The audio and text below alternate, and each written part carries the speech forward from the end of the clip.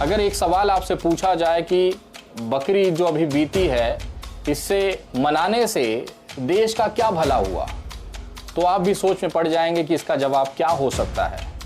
बहुत सारे हिंदू भाई हैं जो कि भारतीय जनता पार्टी के दिहाड़ी मजदूर हैं।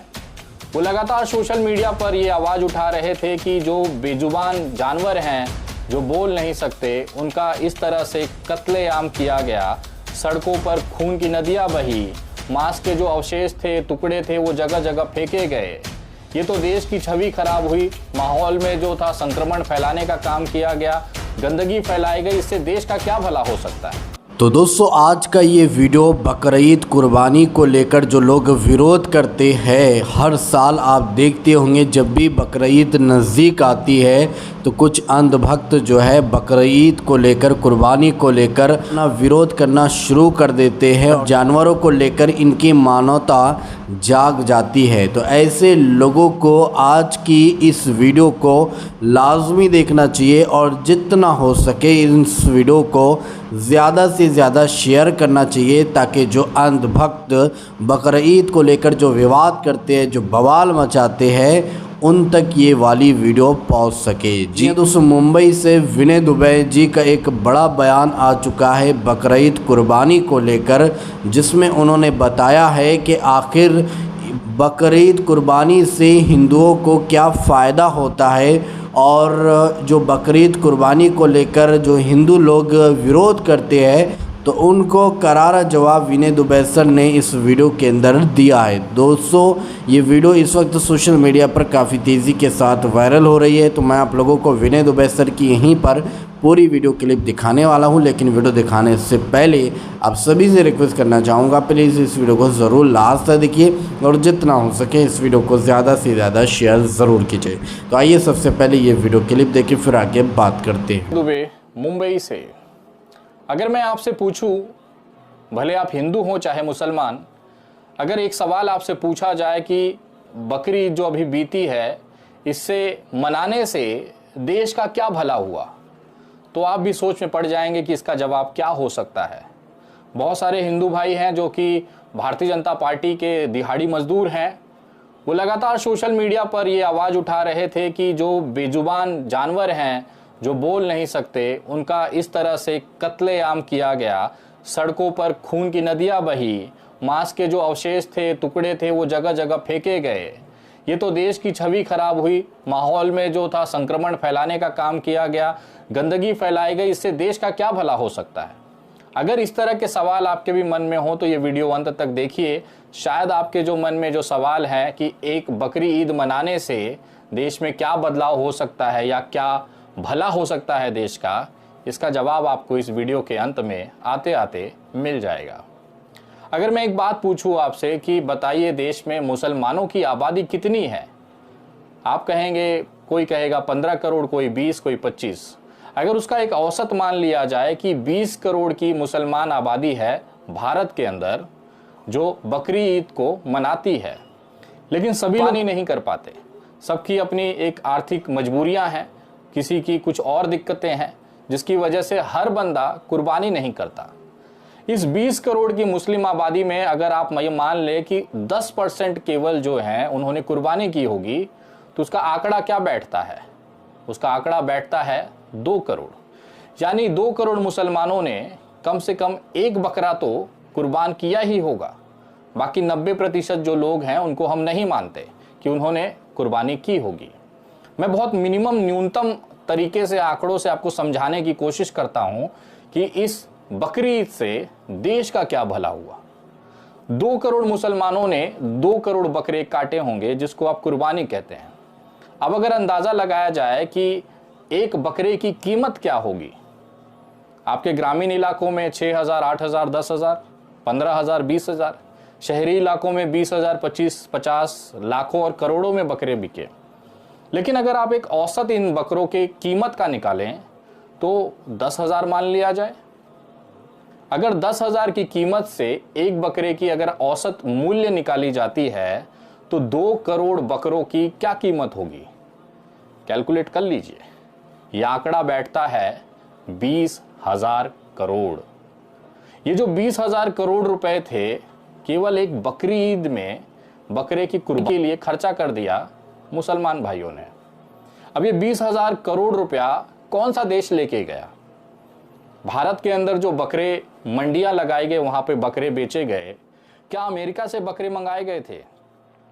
क्या चाइना से कंटेनर भर भर के बकरे आए थे कि ये जो पैसा उन्होंने कमाया यहाँ से अपने देश चाइना लेके चले गए? क्या ये बकरी ईद का जो 20,000 करोड़ रुपया था ये अमेरिका चला गया? क्या कोई MNC कंपनी आई थी जिन्होंने ये पूरा बकरों को बेचा और उसका पूरा पैसा उठा के अपने देश लेके गए? नहीं, ये पूरा 20,000 करोड़ रुपया भारत के अंदर ही रह गया। यानी कि भारत की अर्थव्यवस्था में ये 20,000 करोड़ रुपए जुड़े हैं। अब ये पैसा किसके पास गया है? ये पैसा गया है उन लोगों के पास जिन्होंने ये बकरों को महीनों से सालों से पाला और बकरे ईद के समय उसे मंडियों में बेचा। अब आप पूछ रहे होंगे कि ये बकरे पालने वाले कौन होंगे? भाई साहब, हम शहरों में रहते हैं, समय और जगह की दिक्कत होती है। यहाँ पर केवल 2% ऐसे लोग हैं जो शौकिया तौर पर बकरे अपने घरों के सामने या अपने घर के अंदर पालते होंगे। मैं शहरों की बात कर रहा हूँ, जैसे मुंबई हो गया। यहाँ मैंने बहुत कम देखा है। बहुत सारे ऐसे इलाके हैं जहाँ पर कुछ बकरे या बकरियाँ मैंने देखी हैं जिन्होंने शौकिया तौर पर पाल के रखा हुआ है। लेकिन इसकी जो पालन का, जो पशुपालन या बकरे पालने या बकरी पालने का जो सबसे बड़ा मार्केट बाजार आप कह सकते हैं, वो हमारे गांव में, देहात में, ग्रामीण इलाकों में बसता है। देश की 98% जो बकरे या बकरी पालन का जो एक शौक है या बिजनेस है या व्यवसाय है, ये हमारे ग्रामीण इलाकों का परंपरागत बिजनेस है। मतलब ये आज से बकरे या बकरियां नहीं पाल रहे हैं, ये सदियों से, दशकों से ये बकरे पालने का काम हमारे ग्रामीण इलाकों में देखा जाता है। अगर आप भी किसी गांव से जुड़े हैं तो आपको याद होगा, वहां पर बचपन में जब हम खेलते थे तो अगर 100 घरों का एक अगर गांव है तो उसमें से घर ऐसे होंगे जहां पर आपको बकरे पालते हुए दिख जाते होंगे। इसका मतलब ये जो 20,000 करोड़ रुपया है, ये 98% जो पैसा था, ये हमारे गांव के किसान जिन्होंने बकरी पाले हैं उनके जेबों में चला गया।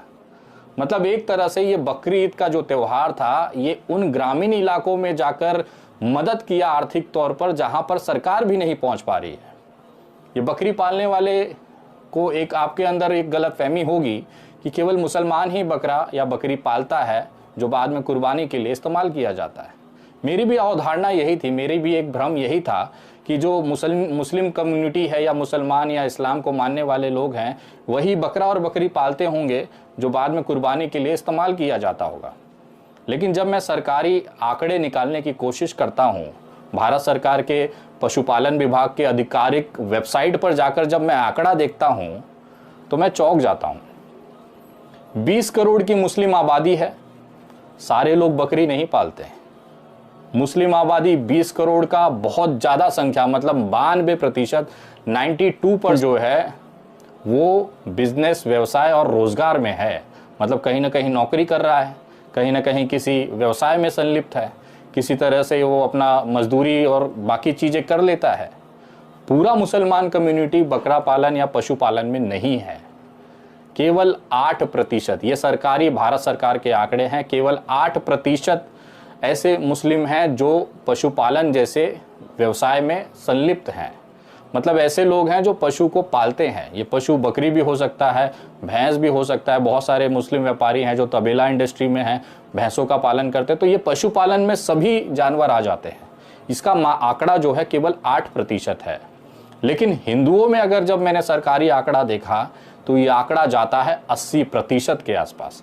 मतलब देश की जो कुल आबादी है हिंदुओं की, उसमें से 80% जो आबादी है वो पशुपालन में है। ये बकरी पालन की बात नहीं कर रहा हूँ मैं, पशुपालन की बात कर रहा हूँ। हर घर में, हमारे गांव में, देहात में, अगर ग्रामीण इलाकों में देखेंगे तो घर के अंदर गाय या भैंस जरूर होगी। दूध निकालने के लिए या फिर उसका व्यवसाय करने के लिए हर हिंदू परिवार दूध और गाय की व्यवस्था रखता है। अगर कुछ नहीं होगा तो एक कोई छोटा सा जानवर वहाँ पर जरूर होगा, जैसे भेड़ हो गई, बकरी हो गई। राजस्थान इलाकों में ऊँट तक पाले जाते हैं। ये वो जानवर हैं जिसको पशुपालन की कैटेगरी में रखा जाता है। बहुत सारे ऐसे लोग हैं जो तालाब, छोटे छोटे तालाबों में मछलियाँ पालकर उसका व्यवसाय करते हैं। ये खासतौर पर ग्रामीण इलाकों में ज़्यादा चलन में है। इसमें जो मैक्सिमम जो शेयरिंग है, परसेंटेज है, वो हिंदुओं का है। मतलब 80% आबादी किसी न किसी तरीके से पशुपालन के व्यवसाय में या शौकिया तौर पर वो पशुओं को पालता है। ये सरकारी आंकड़ा है, ये सरकारी आंकड़ा है भारतीय जनता पार्टी की केंद्र की मोदी सरकार के मंत्रालय का ये आंकड़ा मैंने आपको बताया है। अब अंदाजा लगाइए कि ये 20,000 करोड़ रुपया अगर इन दोनों पशुपालक के बीच में डिवाइड किया जाए तो हिंदू समुदाय का जो 80% पशुपालक क्षेत्र है उसमें 20,000 करोड़ का अगर 80% निकाला जाए तो 16,000 करोड़ रुपए अंदाजन हिंदू परिवार को चले गए सिर्फ एक बकरी ईद के अंदर, और कुछ पैसे जो गए हैं वो मुसलमान परिवार को गए हैं। ये सरकारी आंकड़ों के हिसाब से है। चलिए मैं जनरल आ जाता हूं कि सारे लोग बकरी पे डेडिकेटेड आ जाते हैं। बकरा और बकरी का जो पालन है जो बाद में कुर्बानी के लिए इस्तेमाल होता है, अगर हिंदू और मुसलमान में एकदम आधा आधा बांट दिया जाए कि आधा जो 20,000 करोड़ का हिस्सा था वो मुसलमान लेके गए और आधा जो था 10,000 करोड़ का वो हिंदू लेके गए। 10,000 करोड़ रुपया केवल बकरी ईद से हिंदू जो बकरे पालने वाले लोग थे जिन्होंने इस मंडी लगाई वहां पर जाकर कुर्बानी के लिए बकरे को बेचा है, 10,000 करोड़ रुपया तो हिंदू परिवारों को गया। अब आपके मन में सवाल उठ रहा होगा कि हिंदू जो है वो कुर्बानी का बकरा नहीं पालता, तो ये गलतफहमी में ना आप अपने दिल से निकाल दीजिए।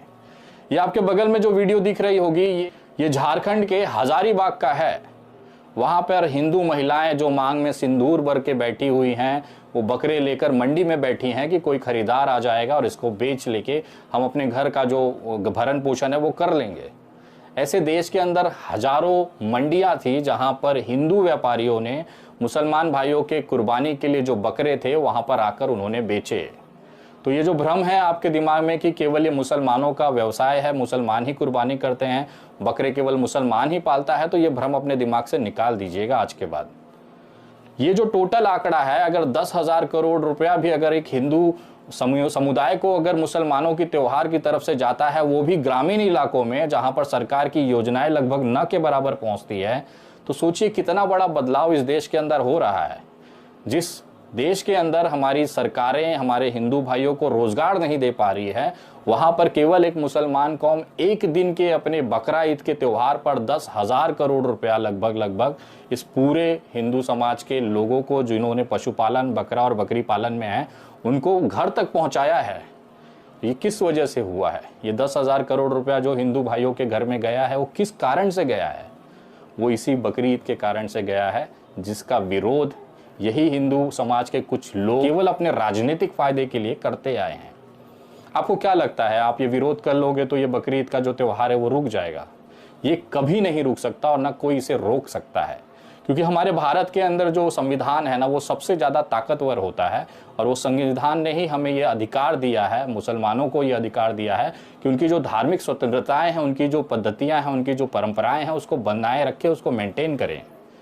इसी संविधान के अधिकार के अंतर्गत जो आपको अधिकार दिए गए हैं कि आप किसी का भी विरोध कर सकते हैं, बोलने की स्वतंत्रता है, आंदोलन करने की स्वतंत्रता है, विरोध करने की स्वतंत्रता है, वही संविधान इन मुसलमान भाइयों को, इस्लाम पसंद लोगों को ये अधिकार देता है कि वो बकरे की कुर्बानी करें।